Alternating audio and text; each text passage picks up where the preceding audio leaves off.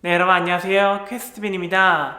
오늘은 이 디스트리뷰터를 주제로 해가지고 이야기를 다뤄보도록 하겠습니다.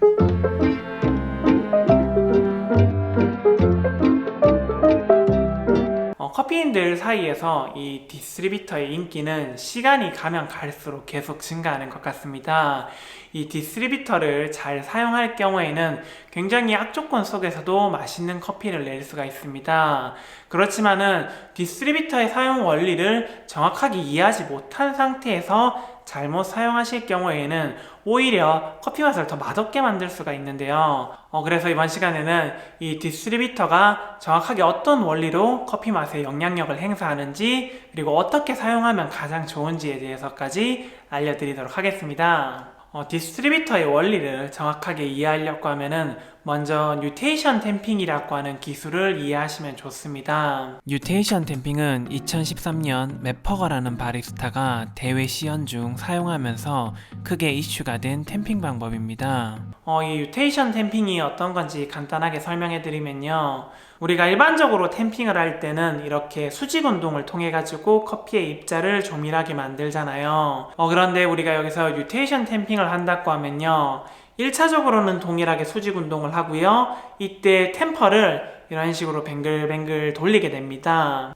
템퍼를 이렇게 뱅글뱅글 돌리게 되면은 이 커피 바스켓 안에는 어떤 일들이 생기게 될까요? 일반적인 상황에서 템퍼로 수직 운동을 통해 탬핑을 할 경우 바스켓에는 압력이 가해지고 커피가루는 서로서로 뭉치게 됩니다.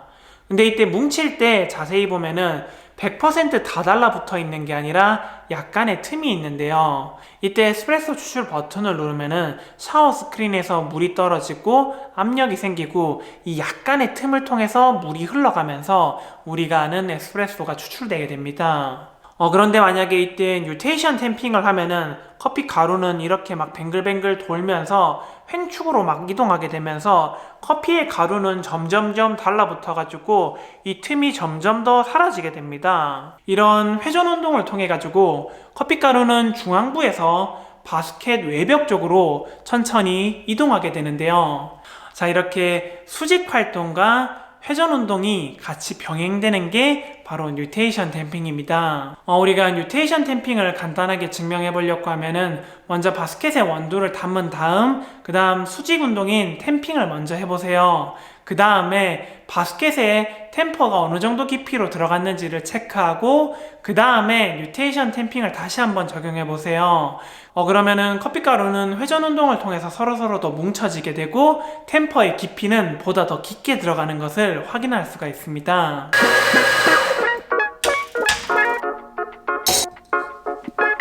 (8g의) 원두를 사용해가지고 35.8g의 에스프레소를 추출했습니다.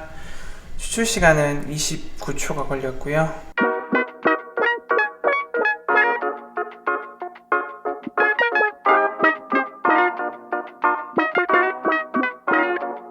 추출이 강제로 종료됐고요.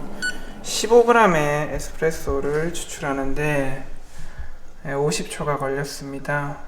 이렇듯 뉴테이션 탬핑을 적용하게 되면은 바스켓 내부에는 보다 많은 저항이 발생해가지고 에스프레소를 추출할 때 이 물이 투과할 틈이 많이 없어져가지고 에스프레소 추출 속도는 전체적으로 굉장히 느려지게 됩니다. 우리가 에스프레소를 추출할 때는 어느 정도 정해진 시간이 있죠. 짧게는 25초에서 30초, 많게는 35초에서 40초까지 추출을 합니다. 그런데 이때 동일한 추출 조건으로 뉴테이션 탬핑을 적용하게 되면은 에스프레소 추출은 보다 많은 저항을 갖고 추출 시간은 당연히 더 길어지게 되겠죠. 40초, 50초, 60초가 걸릴 수도 있습니다. 그러면은 우리는 당연히 추출 흐름을 다시 통제해야 되는데요, 담는 양이 바뀌지 않는다고 가정을 하면은 당연히 분쇄도를 굵게 맞춰 주셔야 됩니다. 자, 이제 뉴테이션 탬핑에 대해서 어느 정도 좀 이해가 되시나요? 뉴테이션 탬핑의 핵심은 보다 많은 저항을 만들어서 그라인더의 분쇄도를 굵게 만들어준다입니다. 영상을 이쯤 보시면은 나는 디스트리뷰터에 대해서 설명 들으러 왔는데 왜 계속 뉴테이션 탬핑에 대해서 설명을 하는 거지? 라고 의문이 드시는 분들이 계실 텐데, 그 이유는 이 디스트리뷰터를 길게 뽑고 사용하는 게 뉴테이션 탬핑의 원리와 거의 정확하게 동일하기 때문입니다. 먼저 디스트리뷰터를 바스켓 위에 올리게 되면은 수직 운동이 일어나죠. 사실 이때 일어나는 수직 운동은 크게 의미는 없어요. 그리고 디스트리뷰터를 이렇게 돌리게 되면은 바스켓 내부에는 다시 회전 운동이 발생하게 되죠. 뉴테이션 탬핑과 동일하게 바스켓 내부에는 보다 많은 저항이 걸리게 됩니다. 보다 많은 저항이 걸리니까 뉴테이션 탬핑과 동일하게 그라인더의 분쇄도를 굵게 해야지 에스프레소 추출을 정상적으로 할 수 있게 되는데요. 제가 정확한 분쇄도를 설정하는 방법에 있어서는 나중에 좀 더 디테일하게 설명을 해드리겠지만은 오늘 간단하게만 설명을 해드리면은 추출에 있어서는 굵은 분쇄도보다는 얇은 분쇄도가 훨씬 더 추출에 용이합니다. 당연히 얇은 분쇄도가 물과의 접촉이 쉽고 용이하기 때문에 추출 효율성이 훨씬 더 높습니다.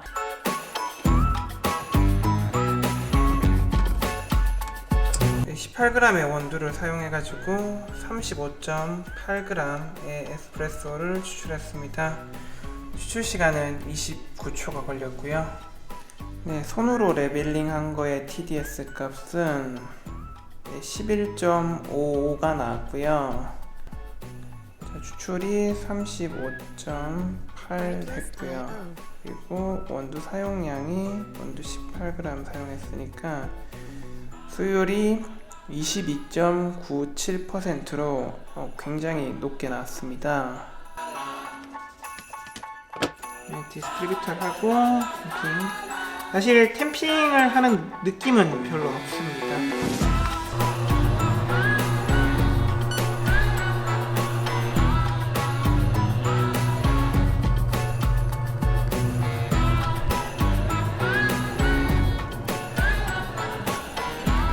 네, 36.5g의 에스프레소를 추출하는데 43초가 걸렸습니다. 지금 이제 현재 상태에서는 디스트리뷰터의 저항을 너무 많이 받아가지고 추출 시간이 또 길어져 버렸죠. 추출 시간이 43초가 나왔으니까 이제 이 흐름을 다시 맞추려고 하면은 당연히 분쇄도를 더 굵게 맞춰야겠죠. Music licensing reimagined. 네, 분쇄도를 굵게 하니까 다시 추출 흐름은 통제되었죠. 네, 36g의 에스프레소를 추출하는데 31초가 걸렸습니다. 네, 그러면은 얘도 TDS 값 측정하겠습니다. 10.94가 나왔고요. 수율을 체크해보면요. 그래서 수율은 21.88이고요. 아까 전에 측정했던 것보다 수치가 약간 떨어진 모습을 확인할 수가 있습니다. 난 이거. 이게 더 맛있어? 어떤 느낌이야? 얘가 더 라이트하고 얘는 좀 더 바디감이 있는데요. 때문에 일반적인 상황에서 이 디스트리뷰터를 길게 뽑고 사용하는 것과 뉴테이션 탬핑을 적용하는 것이 그렇게 추출 효율성에 있어서 도움이 되지 않는다는 사실을 우리는 잘 알 수가 있습니다. 그렇다면 일반적이지 않은 상황은 어떤 상황일까요? 왜 2013년도에 맵퍼거는 바리스타 대회에 나와서 뉴테이션 탬핑을 적용했을까요? 과연 저보다 훨씬 더 많은 경험을 가진 그 바리스타가 이 지식이 부족했을까요? 저는 그렇게 절대 생각을 안 해요. 그때 맵퍼거가 뉴테이션 탬핑을 적용했던 것은 그때 그 당시에 굵은 분쇄도를 사용할 수밖에 없는 조건이었기 때문에 뉴테이션 탬핑을 사용했던 겁니다. 그때 당시에 맵퍼거는 바리스타 대회에서 EK43이라는 그라인더를 사용했는데 당시 EK43에서 가장 얇은 분쇄도를 사용해도 에스프레소 추출 흐름을 통제할 수가 없었습니다. 그래서 이때 뉴테이션 탬핑을 적용시켜가지고 바스켓에 보다 많은 저항값을 만들어서 에스프레소 추출 흐름을 통제했고 다시 멋있는 에스프레소를 추출할 수가 있었던 거예요. 자, 이제 여기까지 영상을 듣고 나시면은 디스트리뷰터를 꼭 사용하면 안 되는 것처럼 얘기하는 것 같은데 실제로 디스트리뷰터를 사용하지 말라라고 하는 게 아니라 일반적인 상황에서는 디스트리뷰터를 그렇게 길게 뽑고 사용하는 일이 잘 없다는 거예요. 실제로 제 영상만 봐도 제가 디스트리뷰터를 항상 많이 사용하는 모습을 보셨을 거예요.